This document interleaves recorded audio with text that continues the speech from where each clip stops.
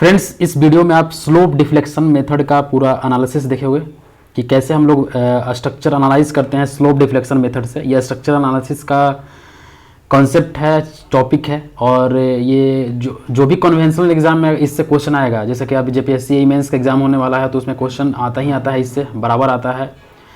तो आप इसको अगर सिर्फ इस वीडियो को देखते हैं तो आपका वो क्वेश्चन बनेगा ही बनेगा। 20 मार्क्स से क्वेश्चन आता है। तो आप आइए ध्यान से देखते हैं स्लोप डिफ्लेक्शन मेथड। तो स्लोप डिफ्लेक्शन मेथड जो कोई भी स्ट्रक्चर को एनालाइज करने का एक मेथड है। जैसा स्ट्रक्चर एनालाइज करते हैं तो उसमें हम लोग फाइंड करते हैं कि कौन सा फोर्सेस क्या लगेगा और उसमें डिस्प्लेसमेंट क्या होगा, तो ये सारा चीज़ फाइंड करेंगे। तो स्लोप डिफ्लेक्शन मेथड भी वही स्ट्रक्चर एनालिसिस करने का एक मेथड है। इसको डिस्प्लेसमेंट मेथड ही बोलते हैं, इसको इक्विलिब्रियम मेथड ही बोलते हैं, और इसको स्टिफनेस मेथड ही बोलते हैं। ऑब्जेक्टिव में इस टाइप का क्वेश्चन आता है कि अलग अलग नाम से बोल देगा कि इक्विलिब्रियम मेथड किसमें से किसको बोलते हैं, ठीक है। अब डिस्प्लेसमेंट मेथड क्या होता है, उसी को इक्विलिब्रियम मेथड बोलते हैं और इसी को स्टिफनेस बोलते हैं। तो वो क्या होता है, उसमें क्या क्या डिस्क्रिप्शन होता है, किसको बोलेंगे डिस्प्लेसमेंट मेथड, थोड़ा सा इसके बारे में देख लेते हैं। इसके बाद स्लोप डिफ्लेक्शन इक्वेशन लिखेंगे, उसके बाद एक प्रॉब्लम करेंगे, आपका पूरा कॉन्सेप्ट क्लियर हो जाएगा। तो displacement method, in this method the displacement are treated as a unknown, hence called displacement method. इसमें क्या करेंगे, कोई भी अगर बीम दिया हुआ है, अगर इस पे लोडिंग लग रहा है तो यहाँ इस पॉइंट पे अगर डिस्प्लेसमेंट निकालना है तो हम लोग इसी डिस्प्लेसमेंट मेथड से ही निकालते हैं। तो इसीलिए यहाँ पे लिखा गया है कि डिस्प्लेसमेंट यहाँ पे अननोन है। हम लोग जनरली अगर डिस्प्लेसमेंट किस फॉर्म में निकालते हैं, तो या तो आप स्लोप निकालिएगा, तो मतलब अगर ये बीम है तो यहाँ पे कितना स्लोप, अगर यहाँ पे लोडिंग कोई अप्लाई हुआ है तो यहाँ पे इस पे कितना स्लोप लग रहा है, उसी से हम लोग डिस्प्लेसमेंट मेथड से फाइंड करेंगे, ठीक है। नेक्स्ट पॉइंट क्या है, equilibrium equation are used to calculate the unknown displacement and forces, hence called equilibrium method. इसको हम लोग इक्विलिब्रियम मेथड ही बोलते हैं, क्योंकि हम लोग यहाँ पे इक्विलिब्रियम इक्वेशन यूज करते हैं फोर्सेस और डिस्प्लेसमेंट को फाइंड करने के लिए, तो इसलिए हम लोग इक्विलिब्रियम मेथड ही बोलते हैं, ठीक है। नेक्स्ट पॉइंट क्या है, in the analysis the concept of stiffness is used, hence it is also called stiffness coefficient method, ठीक है। तो ये 3 पॉइंट है और तीनों से ऑब्जेक्टिव में भी क्वेश्चन पूछ लेता है, आप देख सकते हैं।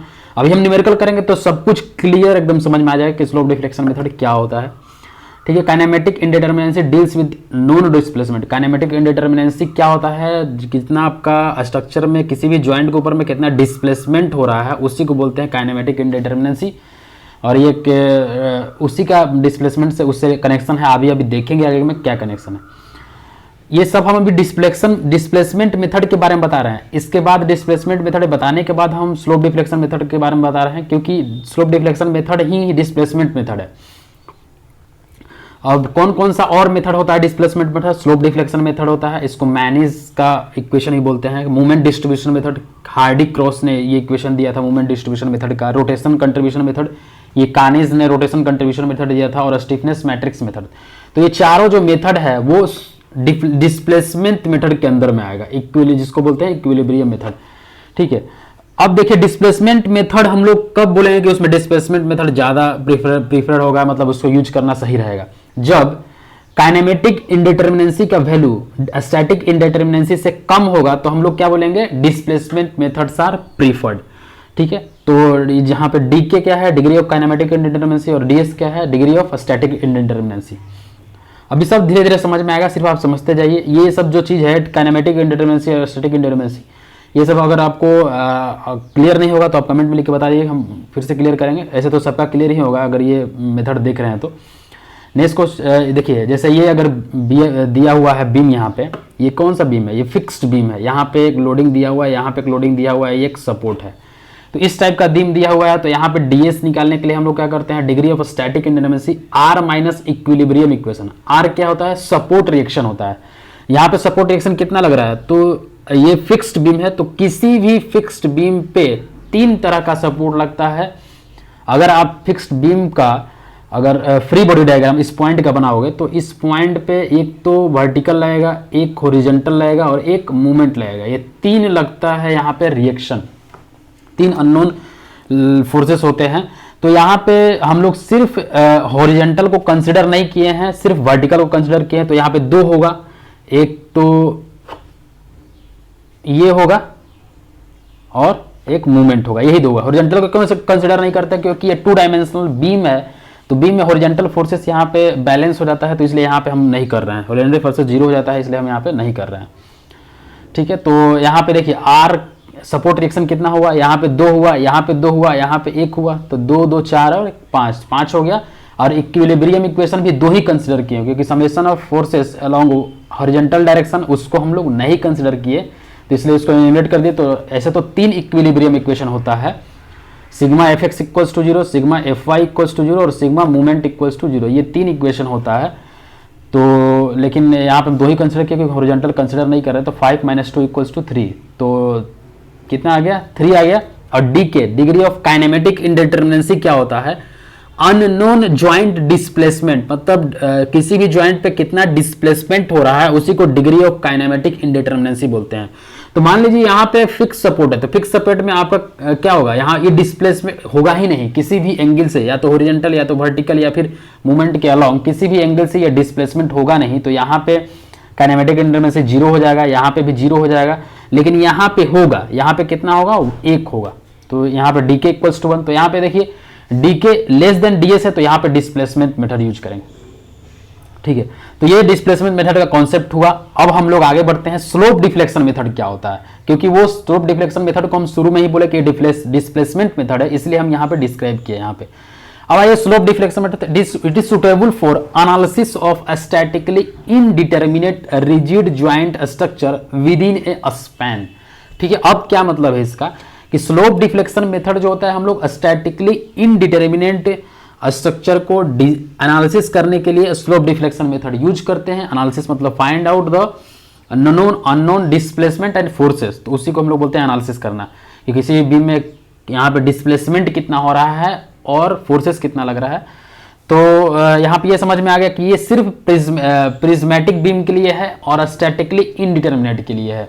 स्टैटिकली इंडिटरमिनेट बीम किसको बोलते हैं, जिसमें नंबर ऑफ इक्विलिब्रियम इक्वेशन जितना होता है वो सफिशिएंट नहीं होता है कोई भी स्ट्रक्चर को डिजाइन करने के लिए, उस स्ट्रक्चर को हम लोग बोलते हैं स्टैटिकली इनडिटरमिनेट स्ट्रक्चर।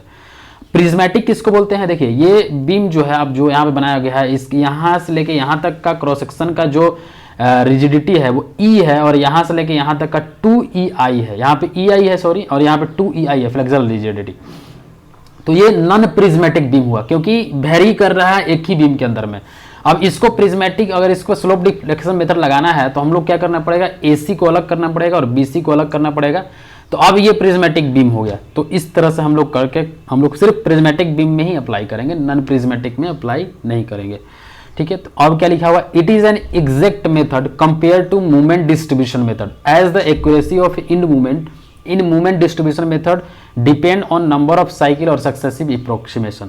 अब देखिए एक मूवमेंट डिस्ट्रीब्यूशन मेथड होता है जिससे हम लोग स्ट्रक्चर को एनालिसिस करते हैं। ठीक है, और वो यहाँ पे भी हम आपको दिखाए थे कि movement distribution method Hardy cross के द्वारा इक्वेशन दिया जाता है। तो उसके कंपेयर में ये इजी मेथड है, एग्जैक्ट मेथड है। मूवमेंट डिस्ट्रीब्यूशन मेथड में हम लोग क्या करते हैं, पूरा लगातार अप्रोक्सीमेशन लेते रहते हैं आगे, और मतलब नंबर ऑफ साइकिल उसको ज़्यादा चला के मूवमेंट निकालते हैं। लेकिन यहाँ पे एग्जैक्ट मेथड है ये। This method is the basis for Kani's rotation contribution method and stiffness matrix method, उसका एक बेसिस है। ठीक है, ये सारा थियोरेटिकल है और जरूरी नहीं है, अगर ये चीज़ आपको इतना देर तक भी आपको कुछ समझ में नहीं आया तो भी आपको आगे समझ में आएगा, कोई दिक्कत नहीं है। Slope deflection method initiate with the formulation of compatibility equation. अब यहाँ पे ये भी बताएंगे कंपैटिबिलिटी इक्वेशन क्या होता है। स्लो इक्विलिब्रियम इक्वेशन होता है कि sigma F X equals to 0, sigma F Y equals to 0 और sigma F Z equals to 0, ये इक्विलिब्रियम इक्वेशन होता है। लेकिन कंपैटिबिलिटी इक्वेशन क्या होता है, मान लीजिए कहीं पे डिस्प्लेसमेंट आप 0 करके अगर मान लीजिए यहाँ पे फिक्स है और इस पॉइंट पे अगर आप थीटा इक्वल्स टू 0 लिख दिए तो ये हो गया आपका कंपैटिबिलिटी इक्वेशन। मतलब ये इक्विलिब्रियम इक्वेशन नहीं है, तो यहाँ पे कंपैटिबिलिटी इक्वेशन हो गया। अब प्रोसीजर क्या है स्लोप डिफ्लेक्शन मेथड अप्लाई करने का, सबसे पहले कोई भी अगर बीम दिया हुआ है तो वहां पे हम ये देखेंगे कि number of unknown joint displacement कितना है। Number of unknown joint displacement मतलब कि यहाँ पे थीटा कितना है, यहाँ पे थीटा कितना है। ठीक है, तो यहाँ पे थीटा मतलब 3 है, थीटा ए, थीटा बी और थीटा सी। मान लीजिए 3 अननोन ज्वाइंट डिस्प्लेसमेंट है, तो ये फाइंड करना है आपको, ये माइंड में होना चाहिए। तो सबसे पहला जो चीज़, अब यहाँ पे थीटा ए 0 हो जाएगा, थीटा सी भी 0 होगा, क्योंकि फिक्स सपोर्ट पे आपको पहले ही बता दिए थे कि रोटेशन कुछ नहीं होता है, इसलिए स्लोप जो होगा 0 हो जाएगा। ठीक है, नेक्स्ट क्वेश्चन, स्लोप देखिए, अब देखिए मूवमेंट लगता है तो उससे स्लोप जनरेट होता है। मूवमेंट लगेगा, अगर एम लगेगा तो वो डिस्प्लेसमेंट किस फॉर्म में होगा, थीटा के फॉर्म में होगा, स्लोप के फॉर्म में होगा। और कोई भी वर्टिकल रिएक्शन हो अगर डिस्प्लेसमेंट होता है तो डिफ्लेक्शन बोलते हैं, वाई होता है वो, ठीक है। तो ये दो चीज आपको क्लियर होना चाहिए। तो पहला प्रोसीजर क्या है कि नॉन अननोन ज्वाइंट डिस्प्लेसमेंट देखेंगे कितना हो रहा है। Next, assume restrained structure and calculate initial support movement. तो सबसे पहले क्या करेंगे, इनिशियल सपोर्ट मूवमेंट हम लोग कोई मान लीजिए इसे बीम दिया हुआ है इस तरह से, नीचे मान लीजिए फिक्स सपोर्ट है, ये भी फिक्स सपोर्ट है, बीच में एक रिएक्शन दिया हुआ है। तो जिस ये स्पेन को हम एनालाइज करेंगे, सबसे पहले उसको रिस्ट्रेंड करेंगे। रिस्ट्रेंड करने का मतलब क्या होगा, फिक्स कर लेंगे, इसे फिक्स करके मान लीजिए स्पेन ए बी के लिए कंसिडर किए, तो स्पेन ए बी के लिए हम लोग क्या निकालेंगे, मूवमेंट, सपोर्ट मूवमेंट निकालेंगे। जैसे इसके लिए कितना होता है support movement, fix end movement होता है WL²/12 होता है, माइनस WL²। ये नहीं निकालना है, आपको निकालना है जैसे ये दिया हुआ है, ठीक है। अगर यहाँ पे W दिया हुआ है तो यहाँ पे मूवमेंट निकालने के लिए क्या करेंगे, WL/8 करेंगे। तो इस तरह से आप इनिशियल सपोर्ट मूवमेंट निकाल लेंगे। इसके बाद स्लोप डिफ्लेक्शन इक्वेशन लिखेंगे और इसके बाद जो फाइनल मूवमेंट होता है इंड मूवमेंट उसको कंसिडर करेंगे। अब इस पे मान लीजिए यही कोई बीम दिया हो, सब अभी जैसे ही आप इसका न्यूमेरिकल करेंगे सब कुछ आपको क्लियर होगा। जैसे ये बीम दिया हुआ है और यहाँ पे लोड लगा हुआ है W, तो यहाँ पे W जो लोड लगा हुआ है, अब इस पॉइंट पे ए पॉइंट पे मूवमेंट क्या हुआ, ये तो हम बोल दें कि WL/8 तो बीच में होता है, लेकिन इस पे पूरा फाइनल मूवमेंट क्या होगा ये स्लोप डिफ्लेक्शन इक्वेशन से आपको पता चलेगा। तो अब हमको यहाँ पे स्लोप डिफ्लेक्शन इक्वेशन फाइंड करना है कि कैसे, तो इसको डिराइव करेंगे हम। और आपको यहाँ पे डेरिवेशन उतना समझने, सिर्फ समझ लीजिए, लेकिन याद आप सिर्फ रखिएगा इक्वेशन। तो write down equilibrium equation two calculate the unknown joint displacement. Equilibrium equation सबसे पहले क्या करेंगे, स्टेप 4 में, सॉरी यहाँ पे जैसे स्टेप 1 बताए ना कि सबसे पहले अननोन ज्वाइंट डिस्प्लेसमेंट, सेकंड में रिस्टेंड करेंगे स्ट्रक्चर को, मतलब फिक्स मान लेंगे कि फिक्स है। इसके बाद वहाँ पे मूवमेंट निकाल लेंगे, सपोर्ट मूवमेंट। इसके बाद चौथा जो स्टेप है, इसके बाद इक्विलिब्रियम इक्वेशन लिखा लेंगे। इसके बाद जो कैलकुलेट करना है आपको थीटा ए, थीटा बी, थीटा सी, वो कैलकुलेट करेंगे। तो ये प्रोसीजर है आपका। अब स्लोप डिफ्लेक्शन इक्वेशन का डेरिवेशन क्या है ये समझेंगे हम। देखिए पेशेंस के साथ देखिए, सब कुछ समझ में आएगा, न्यूमेरिकल करिएगा, क्लियर हो जाएगा सारा चीज़, अभी हम बताएंगे। तो स्लोप डिफ्लेक्शन इक्वेशन का डेरिवेशन क्या है, तो कोई भी अगर बीम है, अगर बीम में कोई पॉइंट है तो उसमें क्या होगा, ये जो पॉइंट है, अब ये पॉइंट या तो इस तरह से मूव करेगा, मतलब वर्टिकल मूव करेगा, या फिर रोटेट होगा, मतलब डिफरेंट टाइप का इसमें रोटेशन हो सकता है। या तो सिंक करेगा, या फिर रोटेशन होगा, या फिर मूव होगा। ये 3-4 टाइप का चीज़ इसमें हो सकता है। तो उसी से हम लोग सारा चीज़ों को कंसिडर करके एक स्लोप डिफ्लेक्शन इक्वेशन बनाए हैं। तो सबसे पहले हम क्या करेंगे, अगर ये बीम दिया हुआ है फिक्स्ड बीम AB, जहाँ पे A फिक्स है और B भी फिक्स है, तो हम क्या करेंगे, clockwise rotation of theta A eight support. Assume करेंगे कि यहाँ पे क्लॉकवाइज रोटेशन होता है, कितना से हो रहा है, थीटा से A से हो रहा है। तो जैसे ही ये क्लॉकवाइज रोटेशन हो रहा है थीटा A से, तो यहाँ पे इस क्लॉकवाइज रोटेशन को मतलब अपोज करने के लिए एक मूवमेंट क्रिएट होगा। वो क्या होगा, 4EI थीटा A/L होगा। देखिए कोई भी अगर बीम है ना, आप जैसे ये बीम है, अगर आप इस बीम को डिस्टर्ब करोगे, मतलब इस बीम को नीचे आप गिराने की कोशिश करोगे, नीचे इसको तोड़ने की कोशिश करोगे, तो इसके अंदर जो भी स्ट्रक्चर है वो तो नहीं तोड़ने देगा ना। आप उस पर एक हथौड़ा मारोगे इस पर, तो ये क्या होगा, नहीं टूटेगा। मतलब ये अंदर से कुछ ना कुछ अपना रिएक्शन या फिर मूवमेंट कुछ ना कुछ तो लगा ही रहा है, तभी तो ये बीम एक हथौड़ा मारने के बाद भी टूटा नहीं है, वहीं का वहीं है। इसका मतलब कि ये भी अपने अंदर से कुछ फोर्स लगा रहा है ताकि अपने डट कर वहाँ पे खड़ा है। तो उसी तरह हम यही बोल रहे हैं कि यहाँ पे एज्यूम किए कि क्लॉकवाइज रोटेशन हो रहा है थीटा ए का, तो इस क्लॉकवाइज रोटेशन को रोकने के लिए एक मूवमेंट लगा 4EI थीटा A/L। ये होता है, आपको याद रखना है सिर्फ कि ये 4EI थीटा A/L होता है। ये भी आया हुआ है, इसका भी डेरिवेशन है, लेकिन अभी बहुत ज़्यादा डेरिवेशन करेंगे तो दिक्कत होगा। तो इतना आप याद रखिए कि 4E थीटा/L होता है। अब ये 4E थीटा/L होता है, तो यहाँ पे मूवमेंट जो 4E थीटा/L होता है, तो उसका किसी भी फिक्स्ड इंड पे अगर मूवमेंट लग रहा है M मूवमेंट, तो उसका कैरी ओवर होता है नेक्स्ट सपोर्ट पे, तो उसी का कैरी ओवर M/2 हो जाएगा। तो यहाँ पे 4EI थीटा A/L है, तो डिवाइडेड बाई 2, तो 2EI थीटा A/L हो जाएगा। तो यहाँ पे कैरी ओवर मूवमेंट चला गया, मतलब 4EI थीटा A/L है, तो यहाँ पे 2EI थीटा A/L हो जाएगा। ठीक है, कैरी ओवर मूवमेंट चला जाएगा। ठीक है, अब ये तो A पे हुआ। अब हम उसी तरह assume clockwise theta B at B, clockwise movement हम लोग यहाँ पे लगाएंगे B पोजीशन पे। तो जैसे ही क्लॉकवाइज मूवमेंट लगा रहे हैं, मतलब इस तरह से लगाएंगे तो उसको इस तरह से सपोर्ट हो रहा है, तो उसको उठाने के लिए क्या होगा, एक और मूवमेंट लगेगा 4EI theta B by L लगेगा। तो 4EI फिर इसका कैरी ओवर क्या हो जाएगा, 2EI थीटा बाई एल हो जाएगा। ठीक है, ये हो गया आपका कि रोटेशन करके देखे थीटा ए और थीटा बी तब। ठीक है, अब हम क्या कि सिंक के लिए कर रहे हैं। सिंक जब कर रहा है तो कोई भी अगर बीम यहाँ पे सिंक कर रहा है डेल्टा से, तो उस पर मूवमेंट लगता है इसको अपोज करने के लिए 6EI theta by 6EI delta by L square, ये मूवमेंट लगता है। तो जब ये 6EI by delta by L square ये मूवमेंट लग रहा है, तो इधर भी वही लगेगा 6EI delta by L square, क्योंकि यहाँ सिंक कर रहा है, रोटेशन नहीं हो रहा है, सिंक कर रहा है, इसलिए सेम कैरी ओवर यहाँ पे भी होगा। ठीक है, अब इसको थोड़ा सा ध्यान से देखना है कि यहाँ पे सेम कैरी ओवर होगा।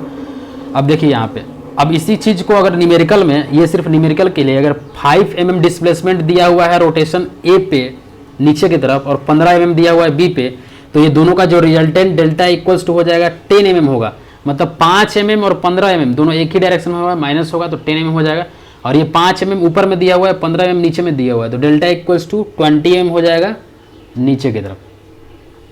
तो ये चीज हो गया आपका डिस्प्लेसमेंट। अब देखिए हम क्या किए, अब देखिए ए बी पे एम ए बी लग गया, इधर क्या लगेगा एम ए बी लग गया, मूवमेंट लग गया।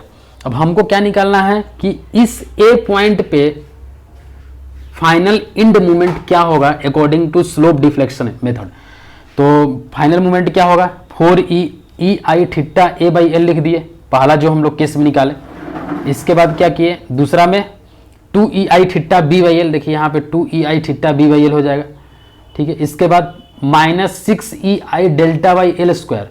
अब देखिए इसका मूवमेंट का डायरेक्शन ही अलग है, ये सब मूवमेंट इधर था, ये भी इधर था, तो ये मूवमेंट जो है, देखिए ये जो मूवमेंट है ये क्लॉकवाइज हो रहा है, तो क्लॉकवाइज को हम लोग स्लोप डिफ्लेक्शन मेथड में पॉजिटिव लिए हैं और एंटी क्लॉकवाइज को नेगेटिव लिए हैं। इतना आप याद रखिएगा, कोई भी अगर इक्वेशन लिखा आता है तो स्लोप डिफ्लेक्शन इक्वेशन में क्लॉकवाइज को हमेशा पॉजिटिव लेते हैं और एंटी क्लॉकवाइज को निगेटिव लेते हैं। तो यहाँ पे स्लोप डिफ्लेक्शन इक्वेशन में 4EI theta A by L 2EI theta B by L minus 6EI delta by L square plus जो हम लोग सपोर्ट मूवमेंट निकाले एम ए बी, जैसा कि हम बता रहे थे कि पहले निकालना है, तो वो जोड़ दिया यहाँ पे। तो आपका फाइनल जो मूवमेंट आया ए पॉइंट पे, end movement at A of A beam A B due to various reason, M A B support movement plus 2EI by L into 2 theta A plus theta B minus 3 delta by L, ये आपका हो गया slope deflection equation A point पे। सारा consider कर लिया यहाँ पे, तो सिर्फ आपको हम अब जितना भी चीज बोले, सिर्फ आप ये याद रखिएगा कि ए पॉइंट पे जो मूवमेंट लगेगा ये होगा आपका M A B fixed end movement plus 2EI by L plus 2 theta A पे निकालना है तो वहां पे 2 थीटा ए होगा। फिर जो दूसरा सपोर्ट है वहां पे 1 theta B minus 3 delta by L. आपको ये याद रखना है इक्वेशन, आप जैसे भी याद रखिए। ठीक है, उसी तरह बी पे निकालेंगे तो एम बी ए, फिर उसी तरह बी पे जितना भी मूवमेंट आ रहा है सबको जोड़ दिए, तो M B A plus 2EI by L plus 2 theta B plus theta A minus 3 delta by L, ये इक्वेशन होगा। तो ये दोनों इक्वेशन आप पूरा याद रखिए, जरूर इससे क्वेश्चन आता है एग्जाम में। आपको सिर्फ ये दोनों इक्वेशन याद रखना है, बाकी सब भूल जाइए, बस इतना इक्वेशन दोनों याद रखिए। ठीक है, अब यहाँ पे नोट में क्या लिखा हुआ है, slope deflection equation gives the relation between end movement and joint displacement at fix support theta equals to 0। ठीक है, तो क्या है, फिक्स सपोर्ट पे थीटा इक्वल्स टू 0 हो जाएगा। ये तो हम पहले ही बता दें कि फिक्स जहां पे सपोर्ट है वहां पे कोई भी स्लोप नहीं होगा। In the derivation of above equation rotation are assumed to be clockwise, मतलब हम क्या बोले, क्लॉकवाइज को हमेशा पॉजिटिव लेना है। Right support is assumed to be sink more, और जो सिंक जो हो रहा है वो नीचे की तरफ, वो राइट सपोर्ट ज़्यादा हो रहा है, क्योंकि हम लोग एजम्पशन में ही वही चीज़ लिए हैं। यहाँ पे 6EI delta by L square assumption में ही लिए हैं। तो यहाँ पे आपका ये हो गया स्लोप डिफ्लेक्शन इक्वेशन। अब एक चीज आता है मॉडिफाइड स्लोप डिफ्लेक्शन इक्वेशन। अब मॉडिफाइड स्लोप डिफ्लेक्शन इक्वेशन क्या है, मॉडिफाइड स्लोप डिफ्लेक्शन इक्वेशन जब किसी भी बीम में, अगर ये फिक्स सपोर्ट में बीम नहीं रहता है, मतलब एक तरफ हिंज सपोर्ट है, फिक्स नहीं है, तो उस केस में हम लोग यूज करते हैं। अगर फिक्स सपोर्ट है, फिक्स सपोर्ट का मतलब पूरा ओवरऑल बीम सिर्फ फिक्स सपोर्ट में है, इधर लोडिंग है, इधर लोडिंग है, बीच में लोडिंग है, तो इसमें हम लोग ऊपर वाला ऐसे काम चला लेंगे। लेकिन जब इस तरह का इक्वेशन आता है, जब जिसमें सिर्फ लास्ट में आपका क्या हो जाएगा, हिंज सपोर्ट होगा तो इस केस में हम लोग modified slope deflection equation use करते हैं। मॉडिफाइड स्लोप डिफ्लेक्शन क्यों यूज करते हैं, कहाँ, क्योंकि यहाँ पे थीटा ए इलिमिनेट हो जाता है, थीटा ए इलिमिनेट हो जाता है, जिससे हम लोग क्या मिलता है, एक ही अननोन मिलता है। तो एक ही अननोन मिलेगा तो हम लोग इजिली फाइंड कर सकते हैं, ठीक है। तो मॉडिफाइड स्लोप डिफ्लेक्शन इक्वेशन निकालने के लिए हम लोग क्या करेंगे, एम ए बी 2EI/L लिख दिए हैं इक्वेशन, जैसे एम ए बी, जैसे अभी हम ऊपर में बताएं कि slope deflection equation M A B equals to M A B, जो यहाँ पे मूवमेंट होगा support movement, plus 2EI/L into 2 theta A plus theta B minus 3 delta by L. उसी तरह बी ए क्या हो जाएगा, M B A plus 2EI/L plus theta A plus 2 theta B minus 3 delta by L. तो ये equation लिख दिए, ये इक्वेशन 1 मान लिए, इक्वेशन 2 मान लिए। अब हम इक्वेशन 2 को मल्टीप्लाई किए 2 से, इसको 2 से मल्टीप्लाई करेंगे इस तरफ और इस तरफ, तो बात बराबर ही होगा क्योंकि 2 कैंसिल हो जाएगा। तो यहाँ पे 2MBA लिख दिए, यहाँ पे 2EI/L, अब 2 से मल्टीप्लाई किए हैं तो 2 theta A plus 4 theta B minus 6 delta by L plus 2MBA ये लिख दिए। अब इक्वेशन 1 को x से मल्टीप्लाई किए, तो इक्वेशन 1 को हम x से मल्टीप्लाई करेंगे तो MAB का AB हो जाएगा, MAB का AB हो जाएगा plus 2EI/L plus 2 theta A plus theta B minus 3 delta by L plus MAB। अब इसको 1 से मल्टीप्लाई करें, अब MAB का वैल्यू आपको पता होगा कि हिंज सपोर्ट पे मूवमेंट क्या हो जाएगा, 0 हो जाएगा, मतलब MAB 0 हो जाएगा। आपको ये याद रखना है क्योंकि यहाँ पे 2 ही रिएक्शन लगेगा, एक ओरिएंटल और एक वर्टिकल, मूवमेंट नहीं लगता है हिंज सपोर्ट पे, तो MAB 0 हो जाएगा। और अगर आप इक्वेशन को घटाते हो तो 2MBA माइनस 0, 2MBA फिर इतना माइनस इतना करिएगा तो माइनस यहाँ पे करिएगा तो ये इक्वेशन आपका बन के आएगा। आप घटा लीजिएगा तो आपका फाइनली जो इक्वेशन आएगा MBA equals to MBA minus MAB/2 plus 3E delta by L plus theta B minus delta by L.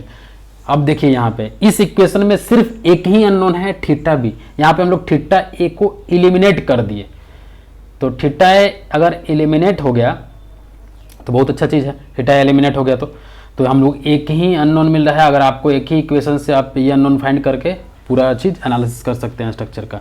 तो यहाँ पे दोस्तों स्लोप डिफ्लेक्शन इक्वेशन कंप्लीट होता है। कोई भी टाइप का अगर दिक्कत हुआ होगा तो आप कमेंट में लिख के बताइए, और एक बार फिर से देखिए इस वीडियो को, आपको पूरा तरीका से समझ में आएगा। अब इसमें इससे रिलेटेड जो क्वेश्चन है, अभी क्वेश्चन है BPSC 2012 में आया हुआ क्वेश्चन, 10 मार्क्स का क्वेश्चन है।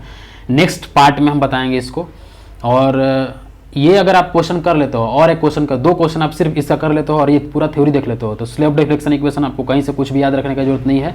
सिर्फ ये वीडियो से आपका कोई भी क्वेश्चन सॉल्व होगा। सिर्फ आपको यहाँ पे 3 इक्वेशन याद रखना है, एक तीसरा ये हो गया मॉडिफाइड और 2 इक्वेशन ये याद रखना है। अब आप पूरा तरह से सॉल्व कर सकते हैं। दोस्तों अभी तक आपने सिविल ज्ञान स्टडी चैनल को सब्सक्राइब नहीं किया हुआ है तो सब्सक्राइब कर लीजिए और शेयर कर लीजिए। जो भी स्टूडेंट इस रिलेटेड से प्रिपरेशन कर रहे हैं, सिविल इंजीनियरिंग से बिलोंग करते हैं, ठीक है। और आप अगर वीडियो पहली बार देख रहे हैं तो सब्सक्राइब कर लीजिए, और थोड़ा सा वीडियो आपको अच्छा लगता है तो प्लीज़ लाइक करिए। Thank you for watching this video. Have a nice day.